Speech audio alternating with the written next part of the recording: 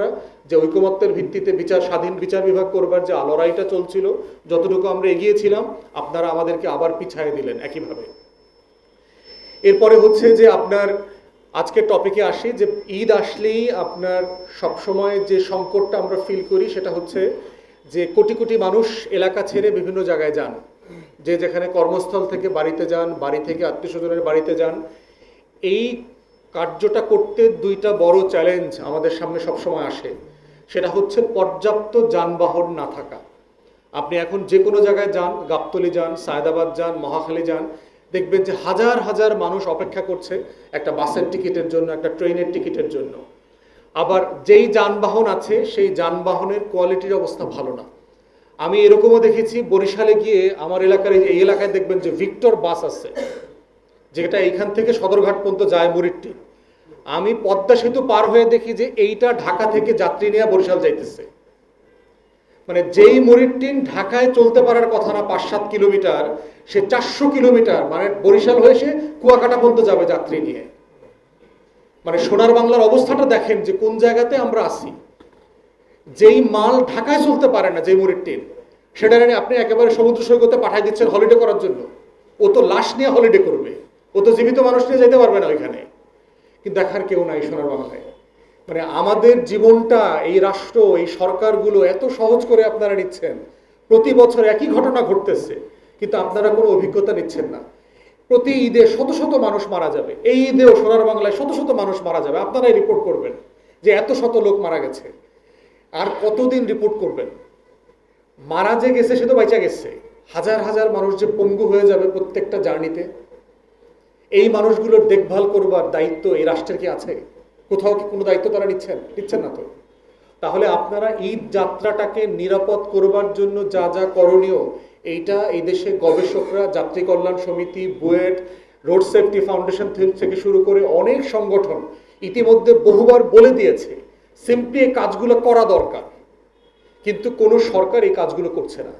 আমরা আবারও এই মৌসুমে সরকারকে মনে করিয়ে দিচ্ছি যে দয়া করে যেই কাজগুলো করা দরকার সেগুলো করেন। যাত্রী মৃত্যুকে কিভাবে অ্যাভয়েড করা যায়, তাদেরকে আহত হওয়া থেকে কিভাবে অ্যাভয়েড করা যায়, রোড সেফটি কিভাবে এনশিওর করা যায়, সেই কাজগুলো করেন। ফাইনালি হচ্ছে আপনার কোরবানির ব্যবস্থাপনা। আমরা বহুবার বলেছি, সারা বাংলাদেশ একটা পশুর হাটে পরিণত হয়েছে। আপনি দেখবেন যে রাস্তা ঘাটে, কোনায় কানিতে, মানে মানে মানুষের থেকে মাঝে মধ্যে গরুর সংখ্যা বেশি মনে হয়। ঢাকা শহর তো খালি হয়ে যাবে আপনার, কদিন পর দেখবেন ঢাকা শহরে গরু বেশি, মানুষ নাই। রাস্তার মোড়ে মোড়ে মোড়ে মোড়ে খালি গরু আর গরু আর গরু আর গরু। এখন প্রশ্ন হচ্ছে যে গরু তো দরকার, মুসলিম বিশ্ব তো রেগুলার কোরবানি হইতেছে। যারা নিজ হাতে কোরবানি করতে চান তাদের কোরবানি করার সুযোগ সুবিধাও সেখানে আছে। কিন্তু সারা বাংলাদেশকে গরুর হাট বানাইতে হবে। সেজন্য সারা বাংলাদেশের রাস্তা ঘাট শহর, প্রত্যেক গ্যারেজ, বিল্ডিংয়ের সামনে দেখবেন এত দুর্গন্ধ, ময়লা। 1 সপ্তাহ 10 দিন ঢাকা শহর থেকে বিভিন্ন শহরে আপনি কাঁচা গোশতের গন্ধ পাবেন। 2026 সালে আপনি 200 বছর আগের স্টাইলে কোরবানি করবেন। যারা কোরবানি সশরীরে করতে চায় তাদের সেই সুযোগ সুবিধা আপনি স্লটার হাউসেই রাখেন। আমরা বারবার বলেছি যে 5 স্টার কোরবানির হাট করেন, পশুর হাট করেন। যেই গাবতলীর যে বড় ময়দানটা আছে, এটাকে যদি আপনি 10 তলা বিল্ডিং করেন, সারা দুনিয়াতে এরকম বড় বড় হাট আছে। লিফটে করে গরু উঠায়, আপনার 50-100 গরু লিফটে করে উঠায়, নামায়, ফ্লোর আছে। গরু ছাগল ভেড়ার ফ্লোর করে দেন। একই জায়গাতে গরুর পার্কিং স্লট আছে। যেমন ধরেন আমি গাবতলীতে একটা গরু কিনলাম, আমার বাসা হচ্ছে রামপুরাতে। ওই গরুটা তো আমার ট্রাকে করে আনার দরকার নাই, আমাকে একটা গরুর পার্কিং স্লট নিয়ে নেন। এইটা আমি 3 দিনের জন্য গরুটা ওইখানে রাখবো, আমার কাছ থেকে ভাড়া নেন, এবং ওই পার্কিং স্পটে ক্যামেরা থাকবে আপনার মোবাইলের সাথে ট্যাগ করা। আপনি প্রত্যেক দিন দেখতে পাবেন যে ওখানে গরুটাকে খাওয়ানো হচ্ছে কিনা, গরুটা আছে কিনা, দেখভাল করতেছেন কিনা। কোরবানির দিন ওইখানেই গরুটা জবাই করেন, জবাই করে গোশতটা বাড়িতে নিয়ে আসেন। তাহলে টোটাল গরুর হাট, কোরবানির পশু ব্যবস্থাপনা, রক্ত, বর্জ্য সবকিছু আপনি এক জায়গায় পাইলেন। এক জায়গা থেকে এরপরে আপনি এটা পরিষ্কার পরিচ্ছন্ন করবেন। সারা ঢাকা শহর আপনি কিভাবে পরিষ্কার পরিচ্ছন্ন করবেন? সারা অন্যান্য শহর যতগুলো আছে, গ্রামে গঞ্জে, উপজেলা, রাস্তার সামনে ঘাট, কিভাবে সরকারের এই ক্যাপাসিটি নাই তো। অত পশুর হাটের বর্জ্য ব্যবস্থাপনা, হাট ব্যবস্থাপনা, গরু ছাগল, তারপরে হচ্ছে কোরবানিটা করা ইটসেলফ, এই সবগুলো কাজ এক জায়গায় নিয়ে আসেন। সারা দুনিয়াতে এই প্রসেস আছে। আপনি ইদার স্লটার হাউসের লোকরা কোরবানি করে আপনাকে গোশত পাঠিয়ে দিবে, তা না হলে আপনি নিজে গিয়ে কাটাকাটি করে গোশত নিয়ে বাসায় চলে আসবেন।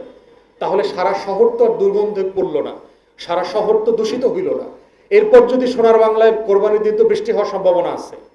যদি বৃষ্টি হয় তাহলে মনে হবে এখানে রক্তগঙ্গা হয়ে গেছে, রায়ট হয়ে গেছে, রীতিমতো রক্ত পানি মিশে আপনার একাকার হয়ে যাবে। কোনো ড্রেনেজ সিস্টেম নাই।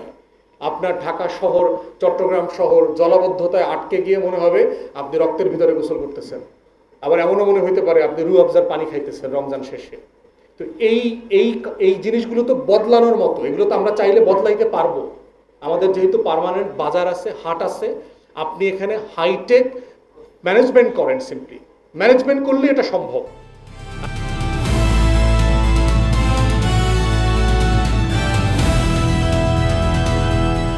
দিনাজপুর টিভি, মানুষের জীবনের কথা বলে।